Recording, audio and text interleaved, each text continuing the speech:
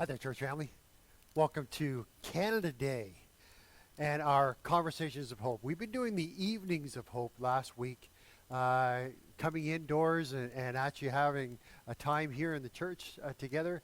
And unfortunately, we have a holiday, so we went back to the Conversations of Hope, an online version. But happy Canada Day. I look forward to seeing you next week here in the building if you desire to come. Thinking about holidays, and you know what? There's a whole lot of holidays that God sets up in His Word for the Jewish nation in the Old Testament. You've got Rosh Hashanah, that's in Leviticus 23, and that's it's literally the head of the year. That's what it means, and it's the first of the year. It's kind of like our New Year's celebration, but yet, what they wanted to do was commemorate the beginning of the world, truly. That's what God instituted it as remembering who created not only the world, but mankind. And so there was a focus on God for sure. What's really interesting is when you've got Rosh Hashanah, it actually leads into what's called the Days of Awe, this 10-day period up into another festival, which is Yom Kippur. Why I think it's fascinating is because what tends to happen is those that are nominal Jewish people would kind of show up that time of year because it's a lot of guilt, a lot of pressure. It's about looking at your past, reflecting on the past year.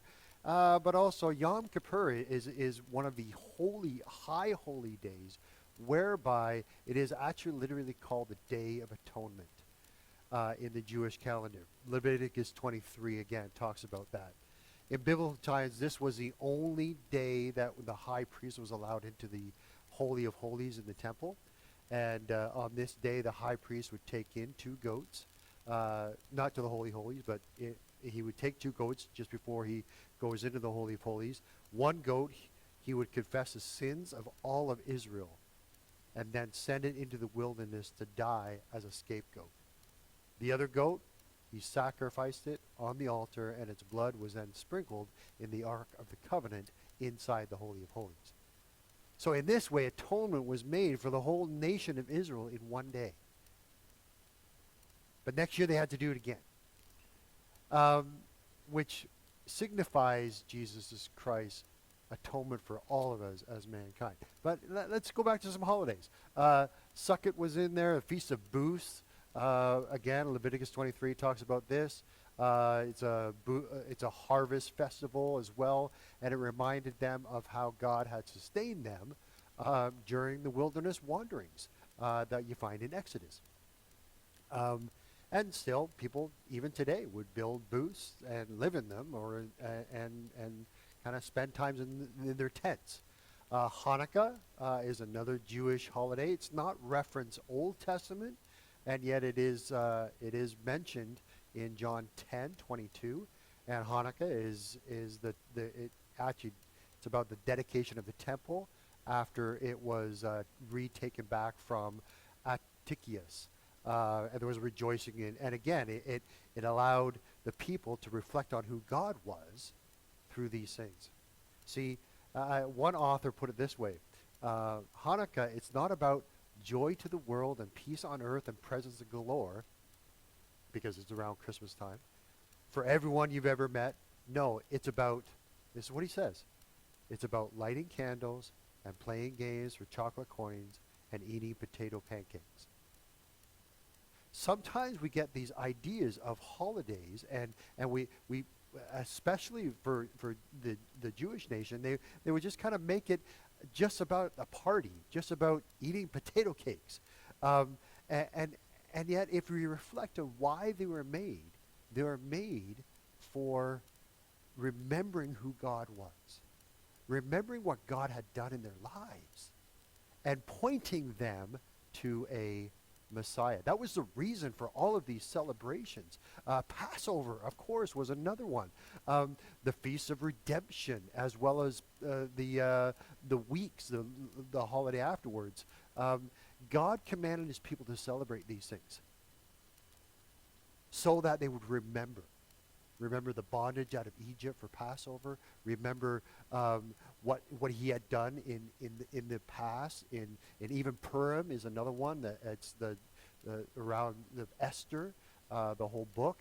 But again, God gave these holidays as to tell them and show them and give them clues about himself and what he was going to do with the Messiah. As believers in Christ, we realize that the death and the resurrection of the Messiah, Jesus, provided atonement for all of us. Not just the one day a year, and not just a focus on Passover with this lamb that they had to slay every single year. No, God slew his son, killed his son for us so that we can have redemption. That is a cause to celebrate every single day.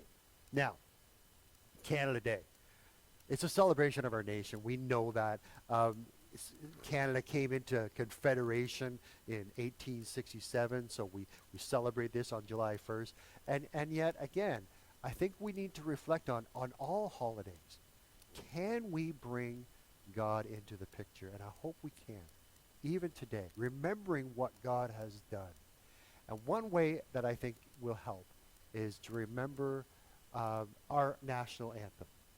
Now, our national anthem was created in 1980, and it's great. Well, Canada, our home and native land, true patriot love, and all thy sons command. We know that. We sing it proudly as kind of we remember our country. It's awesome. But this was part of a poem written in 1908 by Judge R. Stanley Weir. And in it, if you don't know about it, it's a beautiful, beautiful poem commemorating Canada. And yet the fourth verse says this: Ruler supreme, who hearest humble prayer, hold our dominion within thy loving care. Help us to find, O God, in thee a lasting, rich reward, as waiting for the better day we ever stand on guard. So as we celebrate these holidays, as we have just Canada Day, we wave a flag, remember God, and help us find, O God, in thee a lasting, rich reward, as waiting for the better day. We have hope in heaven. That's a whole series that we've just finished. We have that hope. We can celebrate that every single day, especially during holidays, these special times. Be blessed. Have a great Canada Day. And oh, Canada, take care.